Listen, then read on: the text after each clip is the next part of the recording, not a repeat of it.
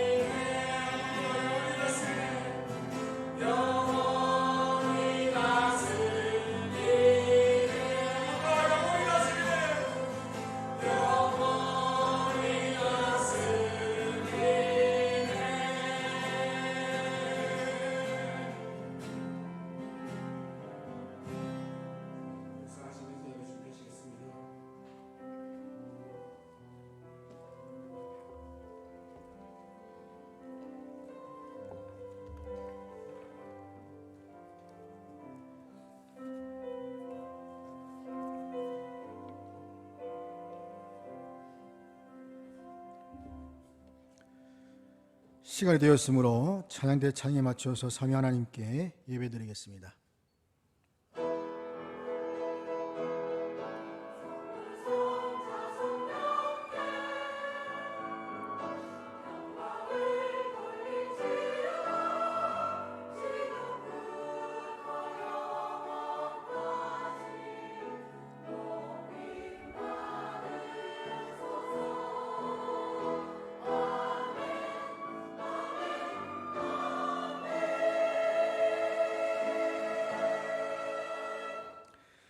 하나님은 영이시니 예배하는 자가 영과 진리로 예배할지니라. 참 생명과 소망 되시는 하나님 아버지, 이 시간 아버지 이름에 합당한 영광과 찬양을 올려드립니다. 한 주간 삶을 선하게 인도하시고 복되고 거룩하게 하신 날 예배의 자리에 불러주시니 감사합니다. 제가 드리는 예배를 받으시고 오직 삼위 하나님께만 찬양과 영광을 돌리는 예배가 되게 하옵소서. 이 자리에 머리 숙인 주의 백성들이 전심으로 하나님을 사랑하며 말씀을 듣고 살아갈 수 있는 은혜와 능력을 주시옵소서. 교회 머리신 우주 예수 그리스도의 이름으로 기도드립니다. 아멘. 찬송가 36장 다 함께 부르겠습니다.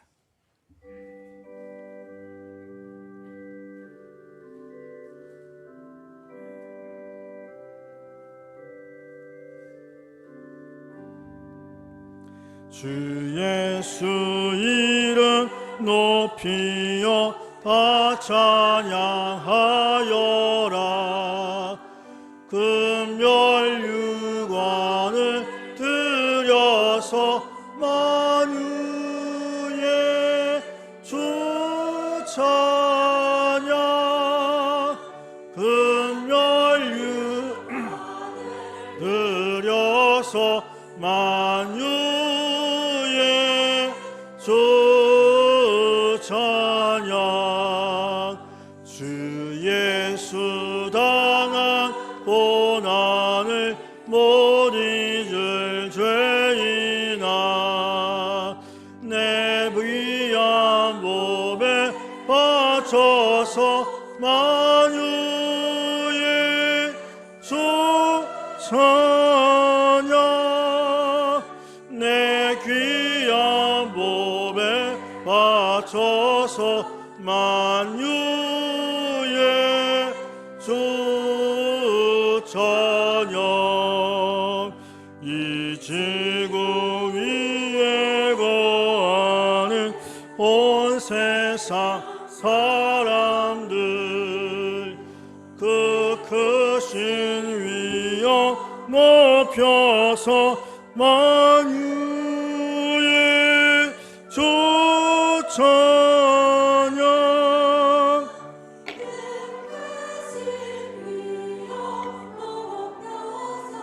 만유의 주 찬양. 주 믿는 성도 다 함께 주 앞에 엎드려 무궁한 노래 불러서 만유의 주 찬양. 무궁한 노래 불러서 만유의 주 찬양.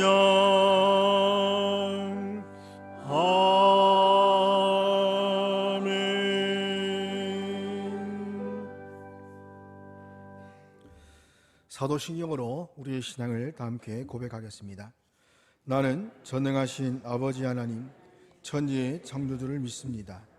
나는 그의 유일하신 아들 우리 주 예수 그리스도를 믿습니다.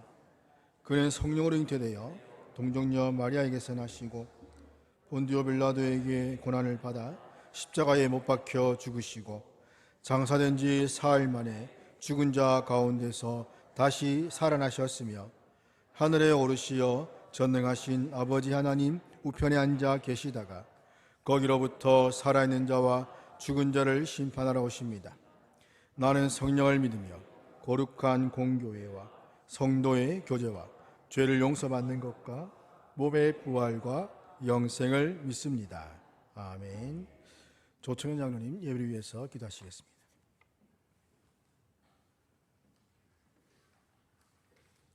다 같이 기도드리시겠습니다. 주님 늘 감사드립니다. 천지를 창조하시고 2000년 전에 직접 사람의 몸으로 오셔서 인간의 삶을 사신 예수님을 찬양하고 영광을 돌립니다. 저희들이 약하고 완악하여서 주님께 나아오지 못함을 용서하여 주시옵소서. 주님의 은혜로 예수를 알고 믿게 되어 구원의 기쁨을 받았으나 아직 성화의 자리에 이르지 못하여 저희 성격과 교만한 죄악이 순간순간 드러납니다. 주님 긍휼히 여겨 주시옵소서. 저희들이 바르다고 옳다고 생각하는 것들과 내가 생각한 대로 내 방식대로 해결하려는 교만에서 벗어나게 해주시고 말씀대로 율법대로 행한다고 생각했던 내 욕심들이 있으나 예수님은 없었던 것을 고백합니다.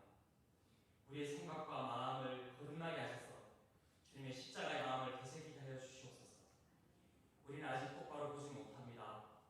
우리가 아는 만큼만 보고 경험한 만큼만 생각하며 아직도 거룩하여지는 단계에 있는 미숙한 성도들입니다. 누가 누구를 정죄하기보다는 서로 긍휼히 여기고 변론하여서 세워가는 우리 영원한 교회의 모든 성도들 되게 하여 주시옵소서. 세상을 만드신 주님이 교회를 지으셨고 성도들을 통해서 주님의 몸된 교회를 완성해 가는 줄 알고 있습니다.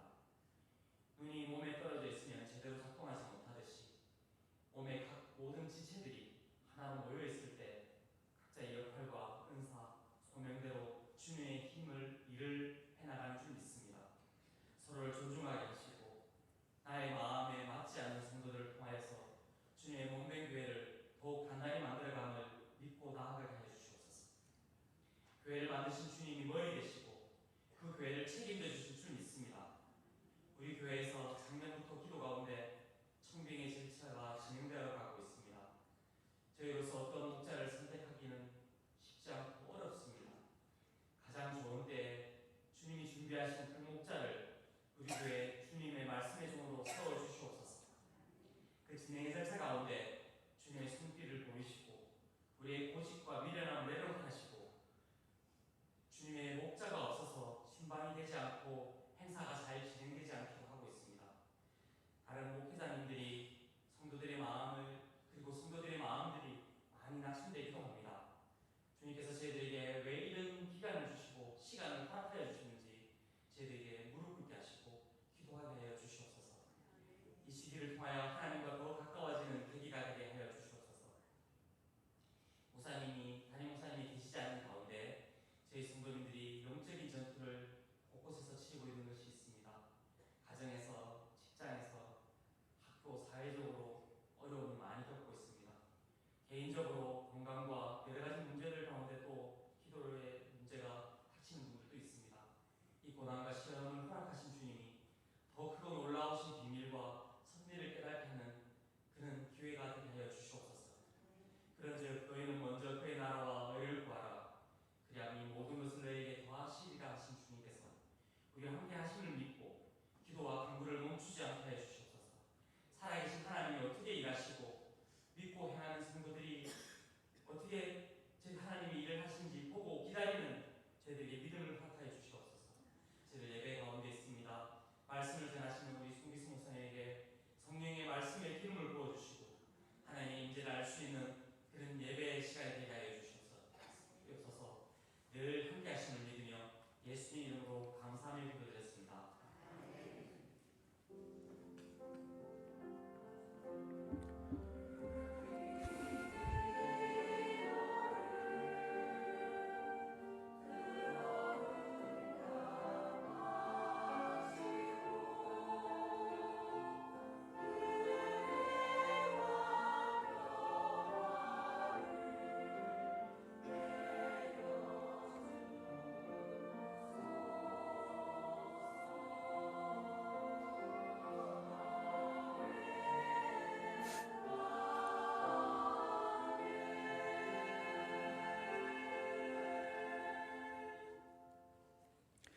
오늘 우리에게 주시는 하나님 말씀은 시편 1편 1절부터 6절 말씀입니다.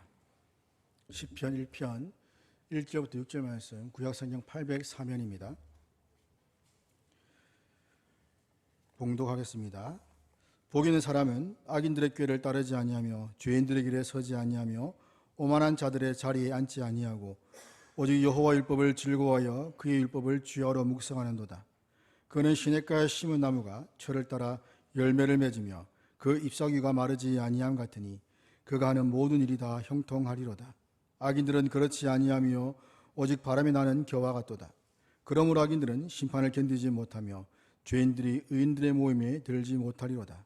무릇 의인들의 길은 여호와께서 인정하시나 악인들의 길은 망하리로다. 아멘. 할렐루야 찬양대에 찬양하겠습니다.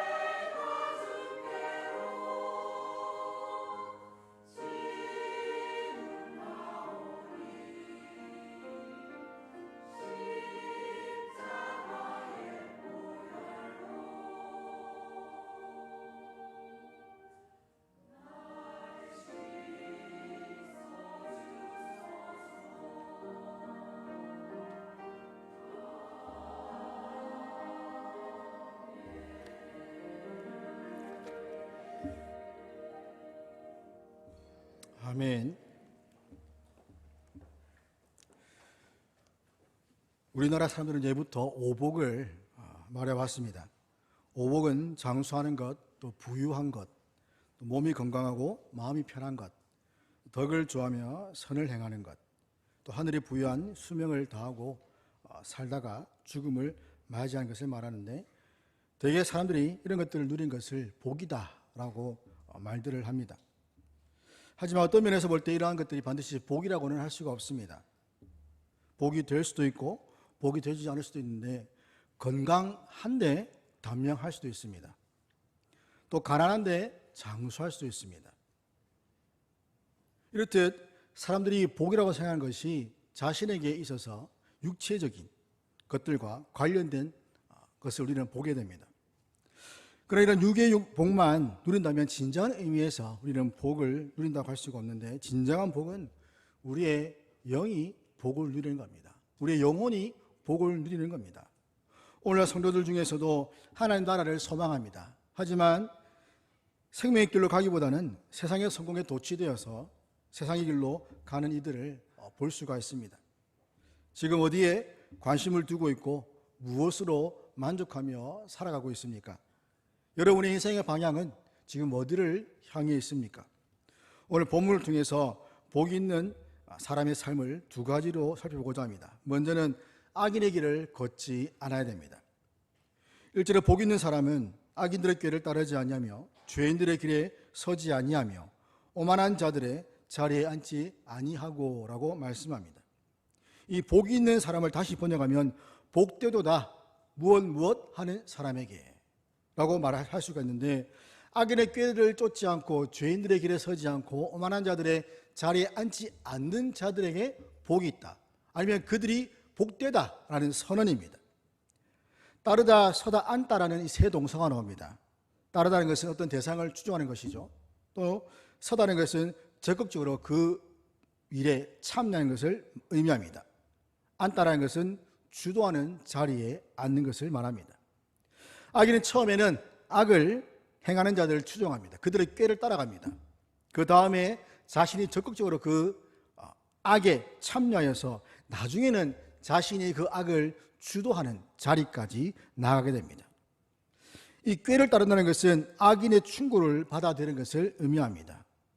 또한 죄인의 길에서 길이라는 것은 가치관 또는 생활 양식을 뜻하고, 그래서 죄인의 길에 선다는 것은 이 죄인들의 가치관과 그 생활 양식을 자기의 것으로 받아들여서 죄인과 하나 되는 것을 의미합니다.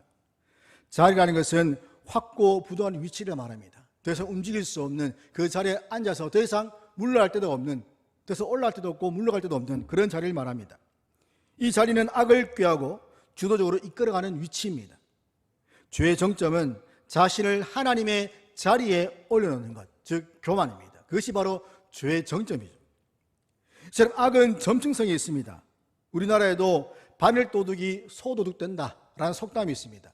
작은 것을 훔치다 보면 나중에는 큰 것까지 훔치게 되는 그런 죄를 짓게 되는 것을 말하는 건데, 악은 처음부터 경계하지 않으면 마치 마약과 같이 중독되어 버립니다.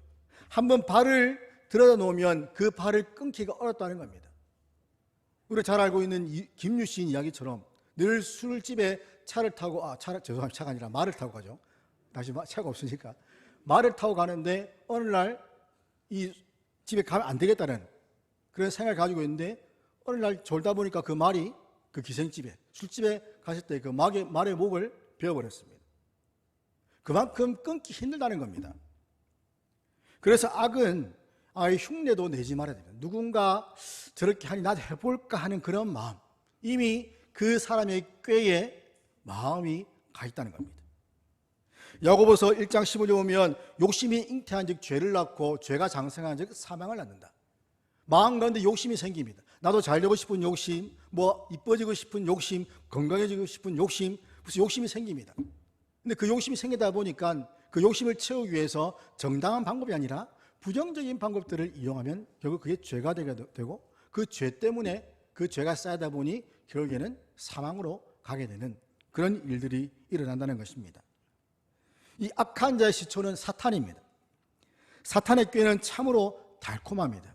그리고 그것에 미혹되기가 쉽습니다. 얼마나 달콤한지 그 사탄의 말에 우리 쉽게 넘어가고 쉽게 동의하여서 그것을 따라갈 수밖에 없는 그런 상황이 되어버립니다.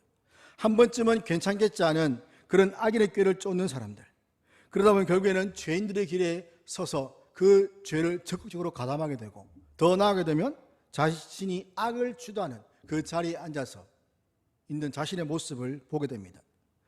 이런 악의 특성을 잘 알고 처음부터 악은 모양이라도 버리라는 이 사도 바울의 말을 따르고, 악은 어떤 모양이라도 버리면서 좋은 것을 취하라는 우리의 말씀을 기억해야 됩니다.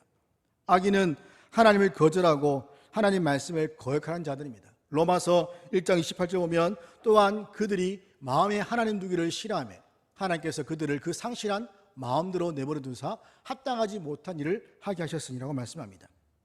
하나님께서는 마음에 하나님 두기를 싫어하는 자들, 그 싫어하는 자들을 더 이상 그들의 마음을 변화시키는 것이 아니라 그 상실한 마음대로 그 내버려 두셔서 그냥 악한 삶 그대로 살도록 하시는 겁니다. 하나님이 없는 삶을 살도록 하시는 겁니다. 그러니 그들이 하는 말이 뭐냐면 하나님은 계시지 않다고 말하는 것이죠. 시편 14편 1절 보면 어리석은 자는 그의 마음에 이르기를 하나님이 없다는도다. 그들을 부패하고 그 행실이 가증하니 선을 행하는 자가 없다고 말하고 있습니다.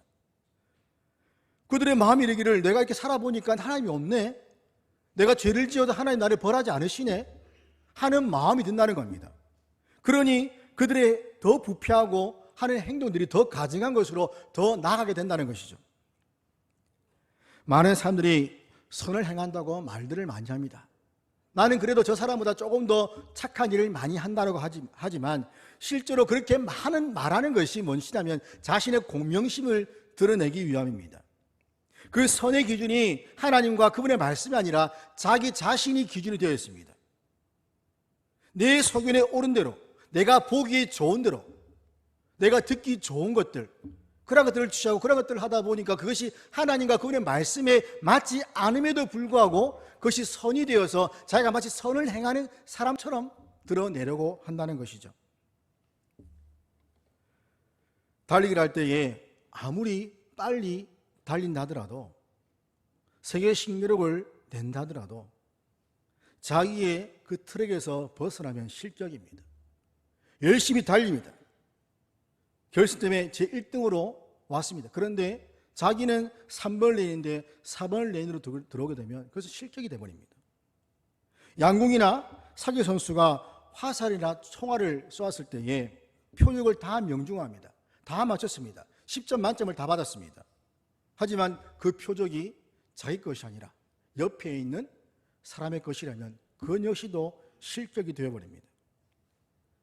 어떤 특정한 악, 도둑질, 간음, 살인, 특정한 악을 행하지 않는다 할지라도 또 나름대로 선을 행했다고 해서 그 선의 절대 기준이신 하나님을 거역하고 불순종하면 악인이 될 수밖에 없다는 겁니다. 나는 나름대로 선을 행했는데 그 선을 하나님의 기준에 비춰보니까 그것이 선이 아니라 악이 되어버리는 것이죠. 우리는 하나님 앞에서 많은 합리적인 이유와 변명을 하면서 살아갑니다. 오늘 왜 예배 자리에 안 나왔어? 오늘 왜 기도의 자리에 안 나왔어? 물어보면 거기에 대한 다 이유가 있습니다. 다 준비되어 있습니다. 이렇게 해서 못 나왔습니다.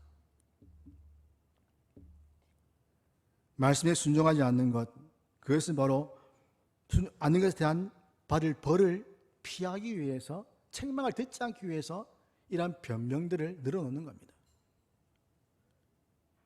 그냥 아주 요즘 말 쿨하게 그냥 자신의 잘못을 인정하고 다음부터 열심히 하겠습니다 하면 끝인데 거기에 대해서 주절주절 여러 가지 변명과 이유를 갖다 대고 점점 일이 커지는 것이죠.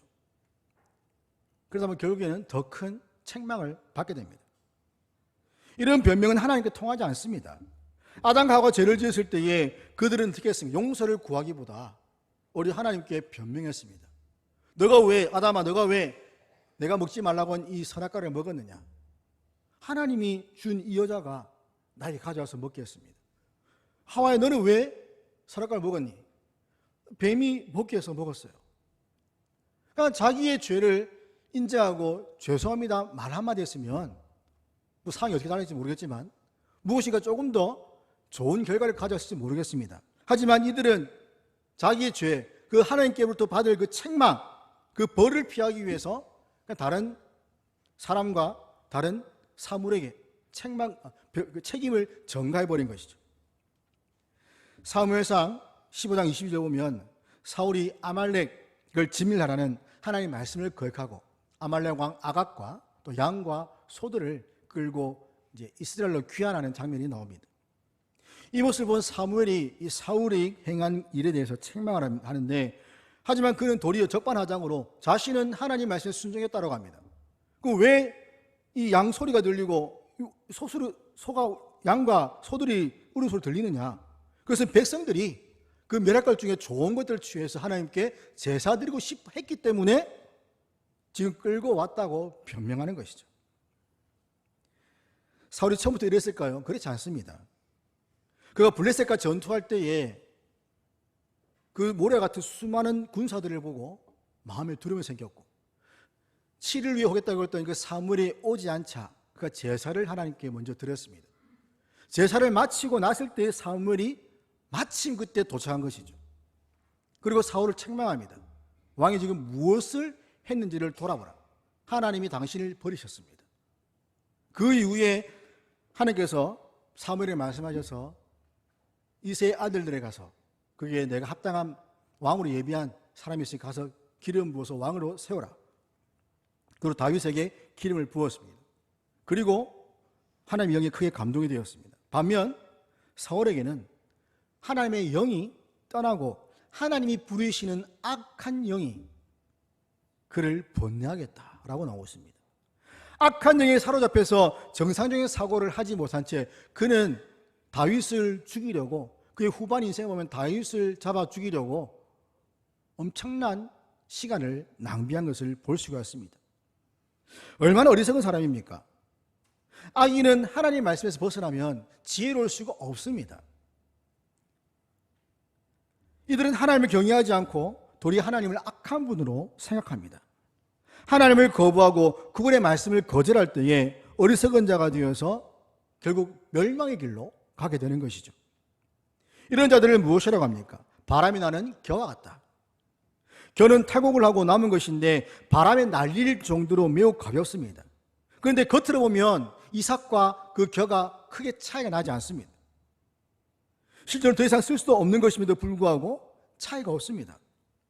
하지만 바람나는 겨와 같은 악인들은 하나님의 그 심판을 견디지 못하고, 또한 죄인들은 의인들의 회중에 모임에 들지 못한다고 분명히 말씀합니다. 그들의 길은 하나님이 인정하지 않는 길이기 때문입니다.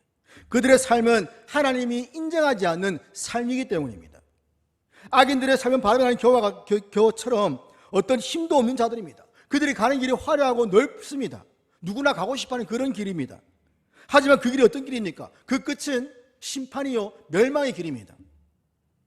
하나님이 인정하지 않는 그 멸망의 길, 겉으로 보기에는 아무런 결격의 사유가 없어 보이지만 실제로 그들의 내면 가운데는 하나님의 말씀과 성령의 역사가 없다는 겁니다.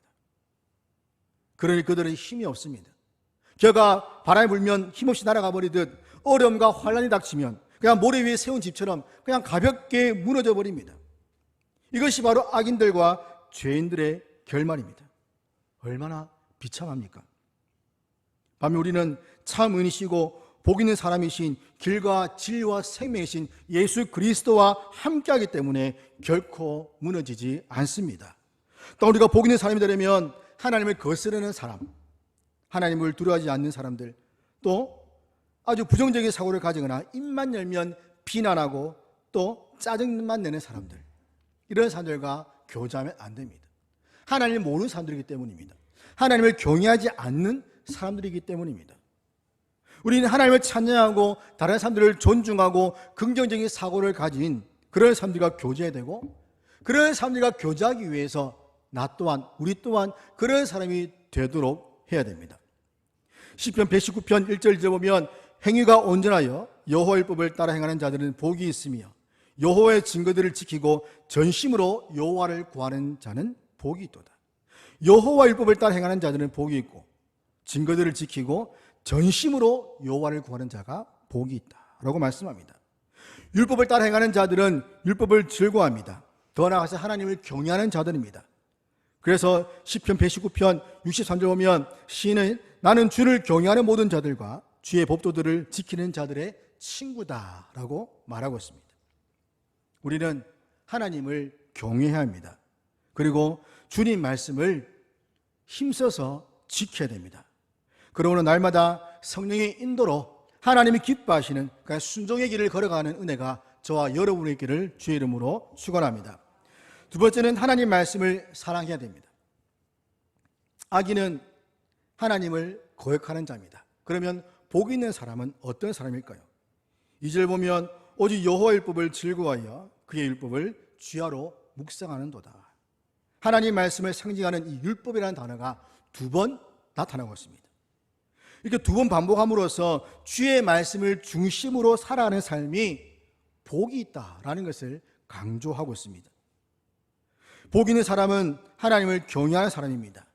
복 있는 사람의 조건을 보면 모두 다 하나님을 경외함으로써 나타나기 때문인데, 하나님을 경외하는 사람은 바로 예수 그리스도를 믿고 죄 사함을 받은 자들입니다. 이들은 인생의 가장 큰 문제인 죽음의 문제를 해결하고 감히 생각조차 할 수 없었던, 정말 기대할 수 없었던 그 천국의 기업을 받는 자들입니다. 전도서 12장 13절 보면 이래 결국을 다 들었으니 하나님을 경외하고 그의 명령들을 지킬지어다. 이것이 모든 사람의 본분이라 라는 결론을 내리고 있습니다.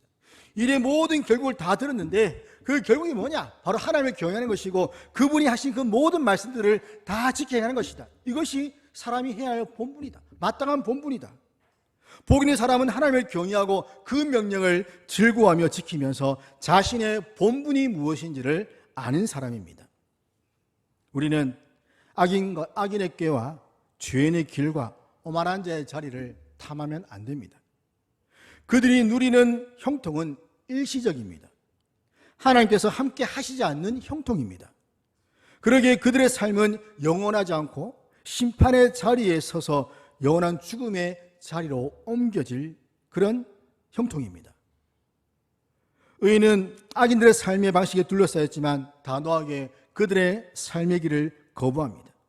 그러면서 하나님 말씀을 즐거워하면서 말씀 묵상에 힘씁니다. 주야로 힘씁니다. 그러니 그의 삶이 어떻게 되겠습니까? 참 생명과 생수의 근원이신 그 하나님과 그분의 말씀으로부터 분리되지 않아서 형통할 수밖에 없는 삶, 그러한 삶을 산다는 겁니다. 때문에 악한 자인 사탄은 우리 주변에 많은 악인들을 보냅니다. 악인들을 둡니다. 그 악인들을 두어서 우리를 흔들고 하나님으로부터 분리시키려고 합니다. 때문에 우리는 오직 말씀으로 무장해서 사탄의 그 어떤 유혹에도 넘어가지 않고 그 유혹을 말씀으로 이겨내야 됩니다. 왜냐하면 하나님 말씀이 진리의 검, 성령의 검이기 때문입니다. 하나님 말씀만이 오직 우리가 싸울 수 있는 무기이기 때문입니다. 그래서 하나님 말씀으로 무장해야 됩니다. 이를 위해서 우리는 주야로 말씀을 묵상하면서 마음에 새기고 삶으로 살아내면서 진정한 경건의 능력을 갖춰야 됩니다. 경건의 모양이 아니라 경건의 능력을 갖추는 것이 중요합니다. 근데 우리는 경건의 모양이 너무 많은 치중을 둡니다. 무엇인가 이렇게 하면 거룩하게 보이고 이렇게 하면 경건하게 보일 것 같은 그런 생각들은 버리고 정말 내가 경건한 사람이 되려면 능력이 있어야지 외향만 갖추고서는 경건한 사람이 될 수가 없습니다. 그 능력을 갖추는 것이 바로 하나님의 말씀을 읽는 것이고 기도하는 것이죠. 여기는 복 있는 사람은 의인과 같은 것인데 의인은 단수로 표현됩니다. 단수로 표현되면서 복수로 표현되는 악인들, 죄인들, 오만한 자들과 대조됩니다. 여기에는 복 있는 사람과 의인은 바로 예수 그리스도를 가리킨다고 볼 수 있습니다. 마치 예수님께서 그 악인들과 죄인들, 그 오만한 자들에 둘러싸여서 고난당하는 모습, 로마 군병들과 그 유대 지도자들, 종교 지도자들에게 핍박받고 고난받는 그러한 모습을 연상시킬 수 있습니다. 우리는 이러한 악인과 죄인들을 위해서 십자가에서 죽임당하신 예수 그리스도를 믿음으로써 세상 어떤 사람들과 비교할 수 없는 복된 사람들이 되었습니다. 이 악인들과 죄인들, 이 오만한 자들의 자리에 우리 역시도 거기에 있었다는 것이죠. 우리 역시도 거기에 있었지만 그러나 그 자리에서 우리를 불러내어서 복 있는 사람의 그 자리로 앉히신 예수 그리스도의 은혜를 우리는 늘 기억하고 감사해야 됩니다. 때문에 우리가 진정한 복된 사람들입니다. 물론 세상에서 나름대로 복을 누리는 사람들이 있습니다. 하지만 그들이 누리는 복은 제한적이고 일시적인 복에 불과합니다. 그들의 복을 우리가 보고 부러워할 이유가 없다는 말입니다. 우리는 예수 그리스도로 말미암아 누리는 복은 제한이 없고 영원한 복입니다. 세상 사람들이 보면 예수 그리스도를 믿는 사람들이 복이 있다라고 말할 수 없다는 것이죠. 그들이 볼 때는 예수쟁이들이 복 있는 사람이 될 수가 없습니다. 왜냐하면 십자가에서 비참하게 죄수로서 저주받아 죽은 그 예수라는 사람을 믿는 사람이 어떻게 복 있는 사람이고 어떻게 행복한 사람이 될 수 있는가? 도리어 미련한 사람으로 보일 겁니다. 그래서 유대인들에게서 십자가는 거리끼는 것이 되는 것이죠. 헬라인들에게는 미련한 것으로 보인 겁니다. 하지만 십자가의 도가 구원을 얻는 우리에게는 하나님의 능력이 되는 겁니다. 그리고 중요한 것은 예수님을 믿는 것이 아무나 누구든지 와서 믿을 수 있는 것이 결코 아닙니다.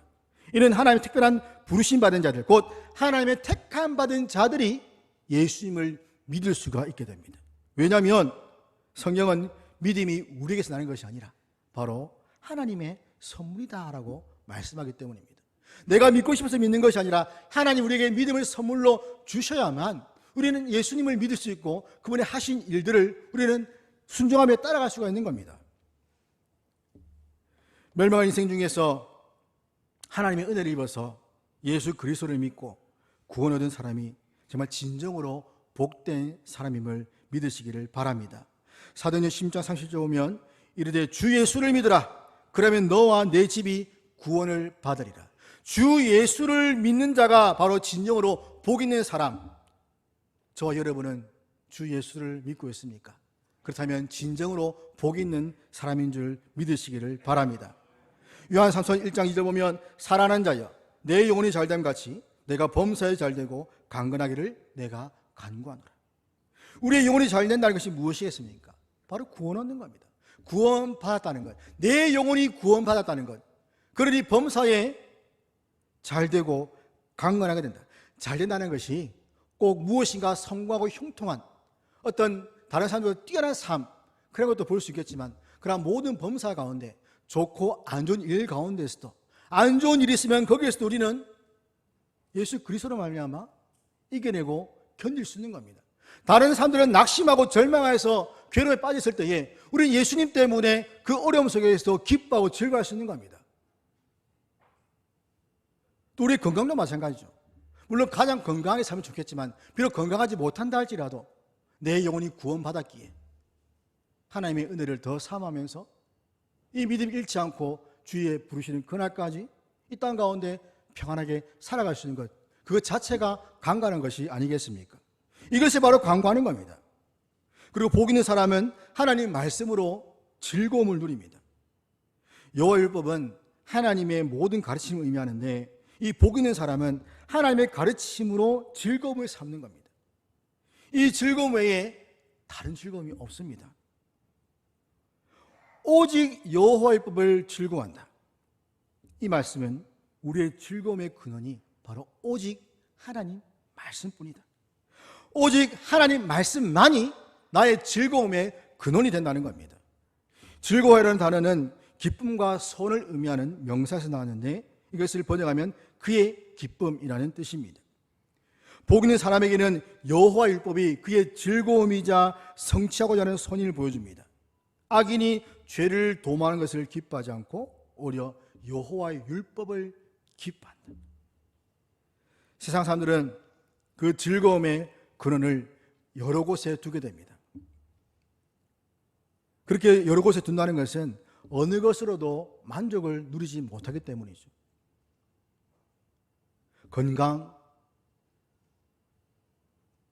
음식, 또는 여러 가지 쇼핑한다든지, 또는 드라마를 본다든지, 여러 가지 수많은 다양한 것들이 있음에도 불구하고, 그것으로부터 즐거움을 얻음에도 불구하고, 그것 하나로 만족하지 못한다는 겁니다.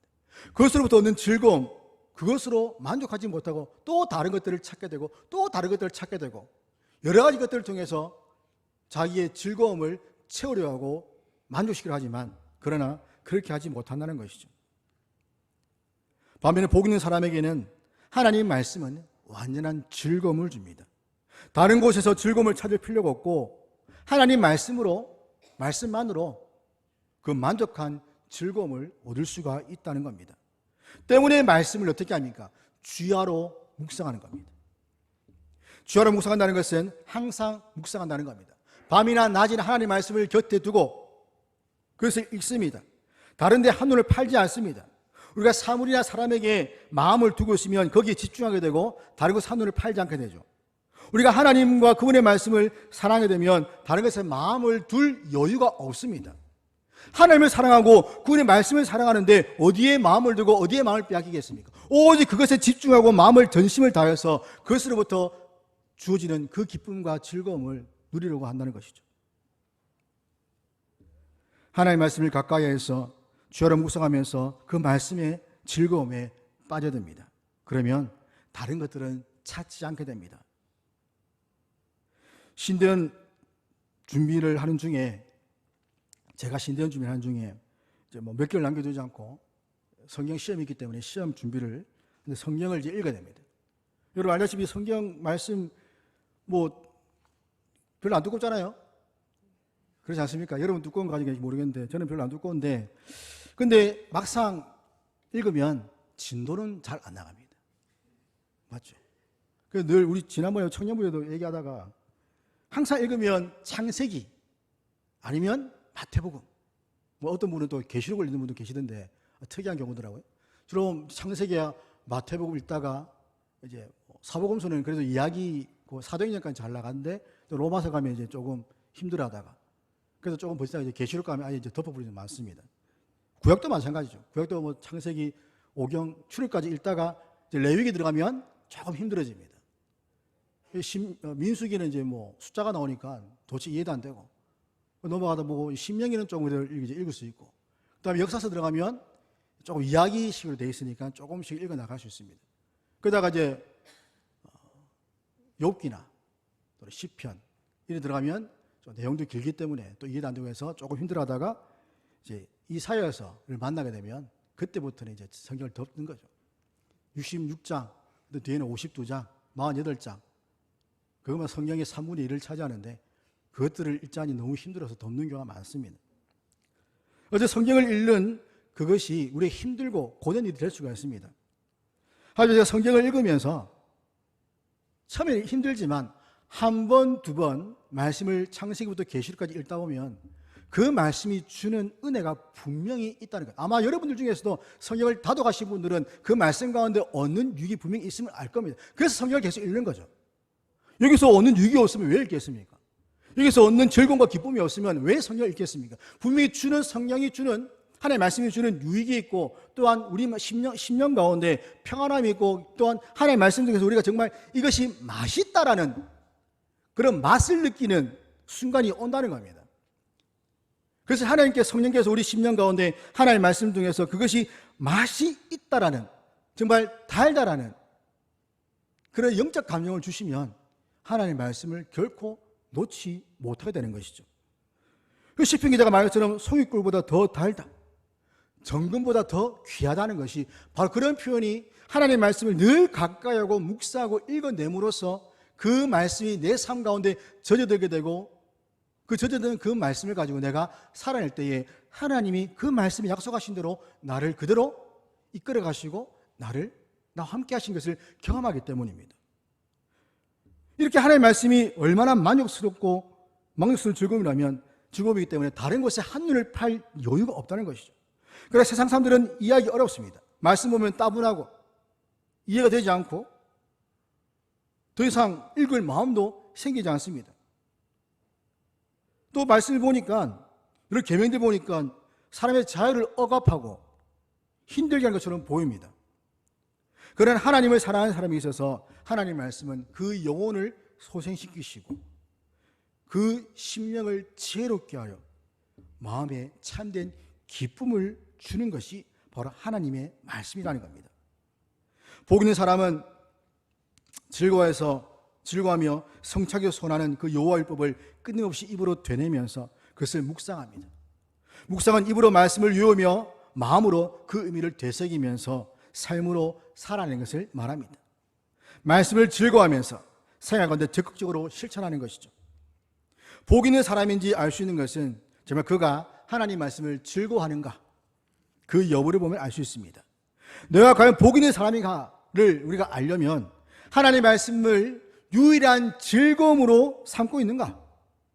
하나님 말씀에 다른 것으로부터 내가 즐거움을 얻는다면 엄격하게 말하면 성경에 말하는 복 있는 사람이 될 수가 없다는 것이죠.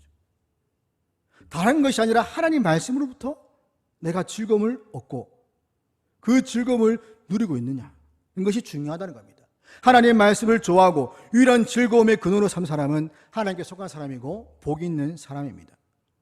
아무리 교회를 오래 다니며 신앙생활을 오래 해서도 말씀으로 즐거움을 누리지 못하고 다른 것으로부터 즐거움을 찾으려 한다면 복 있는 사람이 아닙니다.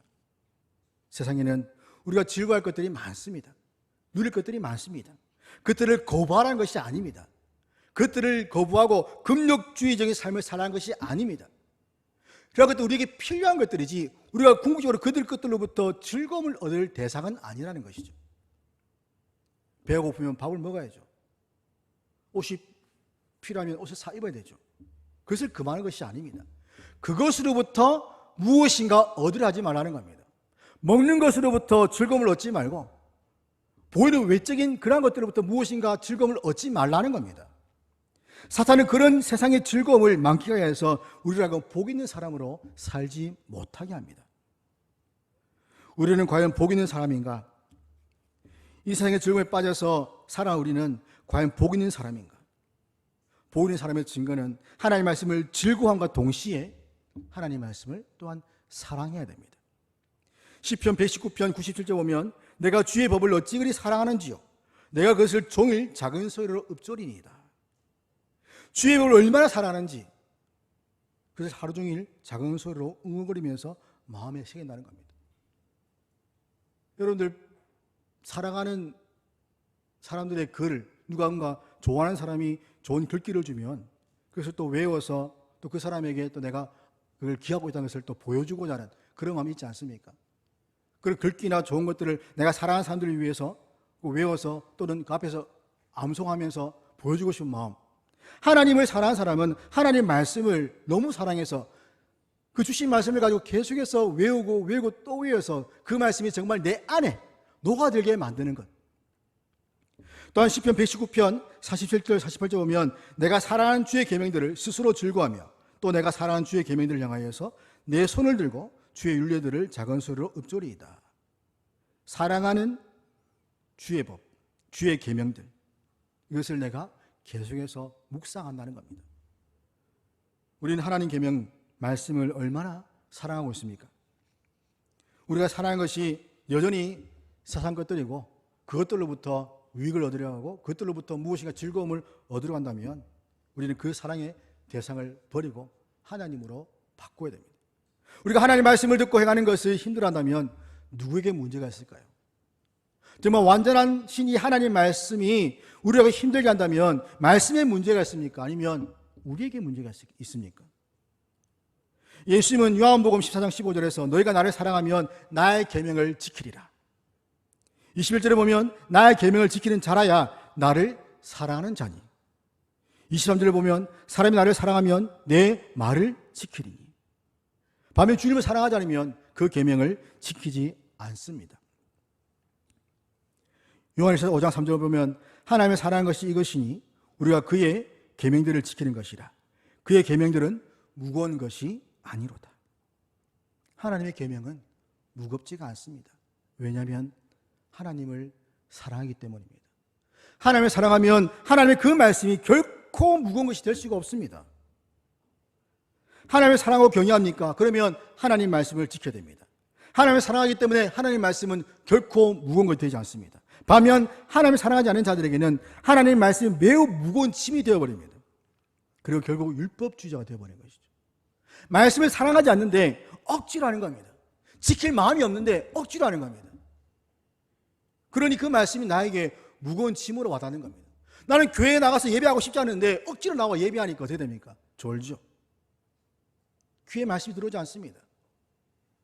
자원하는 마음 없이 사랑하는 마음이 없이 억지로 무엇인가 하게 되면 거기에는 아무런 능력도 없고 결과도 좋지 않다는 겁니다. 우리는 하나님의 말씀을 무거운 짐이 아니라 하나님께서 우리에게 복을 주시는 은혜의 방편으로 우리는 받아들이고, 그리고 그 말씀을 사랑하고 지키는 자들에게 하나님의 그 형통의 복을 허락하심을 우리는 믿고 이 말씀을 지켜내야 되는 겁니다. 여호수아 1장 8절 보면 이 율법책을 내 입에서 떠나지 말게 하며 주야로 그것을 묵상하여 그 안에 기록된 대로 다 지켜 행하라. 그러면 내 길이 평탄하게 될 것이며 내가 형통하리라. 다윗도 솔로몬에게 유언을 하면서 남깁니다. 내가 모든 사람이 가는 길을 가게 되었는데 내가 너에게 한 말을 지켜 행하면 네가 형통할 것이다. 네가 잘 될 것이다. 하나님 말씀에 순종하면 네가 어디를 가든지 형통할 것이다. 잘 될 것이다. 요셉을 보십시오. 그 하나님 사랑한 그 요셉이 어딜 가든지 하나님이 함께 하셨고 범사에 형통하게 되는 복을 그에게 허락하셨습니다. 다니엘도 마찬가지죠. 하나님을 경외하고 하나님을 사랑하고 그 말씀을 사랑하는 자들에게는 하나님은 그가 어디에 있든지 무엇을 하든지 형통의 복을 허락하십니다. 하나님 말씀으로 즐거워하고 입에서 떠나지 말게 하며 묵상하여서 우리 마음 가운데 새기고 우리의 삶으로 살아낸 사람이 진정으로 형통한 사람입니다. 그러므로 생수의 근원이신 하나님 말씀을 가까이 하여서 하나님의 그 말씀의 은혜를 매 순간 날마다 누리며 나가는 진정한 복 있는 사람이 되기를 주의 이름으로 축원합니다. 은혜가 풍성하신 아버지 하나님 감사합니다. 저희들을 악인과 죄인과 오만한 자들의 자리로부터 불러내어서 복 있는 사람으로 살게 하시니 감사합니다. 이 자리에 나와 주의 말씀을 듣는 주의 백성들이 주의 말씀을 사랑하고 주의 말씀을 지키는 데 힘쓸 수 있도록 주님 도와주시옵소서. 내 힘으로 되는 것이 아닙니다. 내 노력으로 되는 것이 아닙니다. 정말 이것이 나에게 무거운 짐이 아니라 주께 주시는 은혜의 수단이며 복의 통로임을 기억하면서 주의 말씀을 더욱 사랑하고 지켜 행할 수 있는 은혜가 저희 모두에게 있게 하여 주시옵소서. 예수님 이름으로 기도드립니다. 아멘. 찬송가 380장 다 함께 부르겠습니다.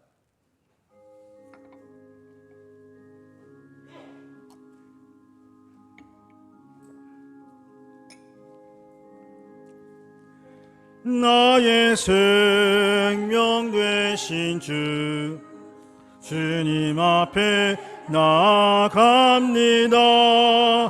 주의 흘린 보혈로 정케하사 받아 주소서. 날마다 주를 찬송하겠네. 주의 사랑 줄로서 나를 굳게 잡아 매소서. 괴로운 세상 지낼 때 나를 인도하여 주소서. 주를 믿고 나가면 나의 길을 잃지 않겠네. 날마다 주를 찬송하겠네. 주의 사랑 줄로서 나를 굳게 잡아 매소서. 세상 살아갈 때에 주를 더욱 사랑합니다. 밝고 빛난 천국에 나의 영혼 들어가겠네. 날마다 주를 찬송하겠네. 주의 사랑 줄로서 나를 굳게 잡아 매소서. 아멘.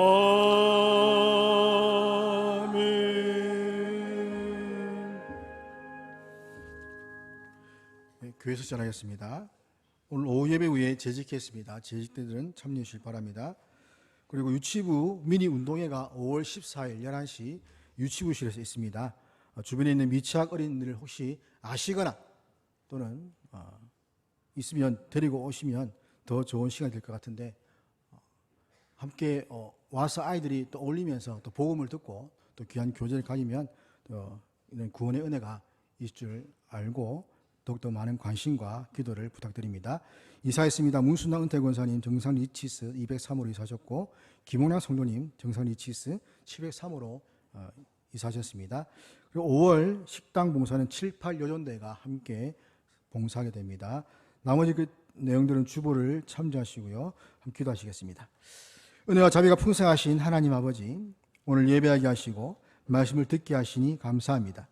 제 삶이 악인들과 죄인들과 오만한 자들을 따르지 않도록 도와주시고, 오직 하나님 말씀을 즐거워하여 옆에 두고 항상 묵상하며 그리스도로 채워나갈 수 있는 삶이 되게 하여 주시옵소서. 이 시간 저에게 주신 은혜에 감사하며 예물드립니다. 주께 받은 것을 다시 드리오니 주님 홀로 받아 주시옵소서. 물질뿐만 아니라 저의 삶 전체가 하나님 것임을 고백하며 마음을 다해 드리는 예물을 통해 하나님 영광 받아 주시고 주님이 기뻐하시는 곳에 사용되게 하여 주옵소서. 모든 것 감사드리며 우리 주 예수 그리스도의 이름으로 기도드립니다. 아멘. 주 예수 그리스도의 은혜와 하나님의 사랑과 성령의 교통하심이 너희 무리와 함께 있을지어다. 아멘.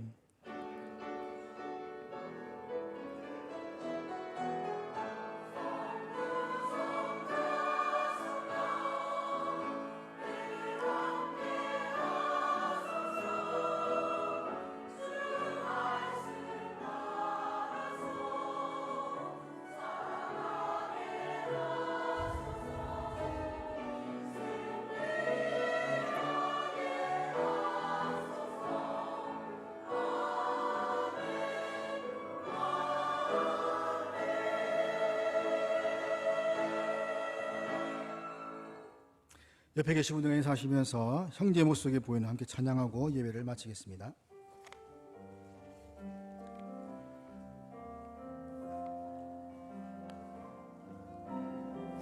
형제의 모습 속에 보이는